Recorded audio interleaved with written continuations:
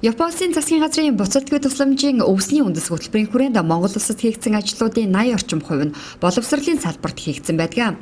Ирэх 2017 онд ч Дархуул, Завхан, Дундгов аймагуудад тус нэг төсөл хөтөлбөр хэрэгжихээр болжээ. Энэ хүрээнд манай аймгийн Хонгор сумын 14-р сургуулийн дотор байрны дээвэр сантехникийн засварыг хийхээр болж талууд энэ сарын 6-ны өдөр гэрээнд гар үсэг зурсан юм. Энэ үеэр аймгийн засаг дарга Насанбат Монгол улсад ялангуяа дархны хүүхэд залуусын боловсролд үнэтэй хувь нэмэр оруулж буй Япон улсын засгийн газарт талархал илэрхийлэн тус улсын элчин сайдыг Дархуул аймгийн дээд шагнал найрамдлын дархан тэмдгээр шагналаа. Энэ бол өвсний үндэс хөтөлбөрийн хүрээнд Шарингол сум 2 удаа, Хонгор сум, Орхон сум 2 удаа авсан. Ингээ одоо энэ удаа бол дээр их байгуулсан сум авлаа. Ингээ манай хөдөөгийн 3 сум байдаг. Ингээ 3 сум гуруулаа энэ төсөл хөтөлбөрт хавьл хамрагдсан.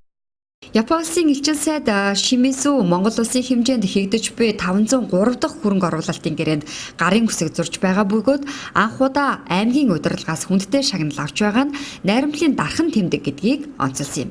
Бүх аймагт оролцоод одоо хэрэгжиж ирсэн.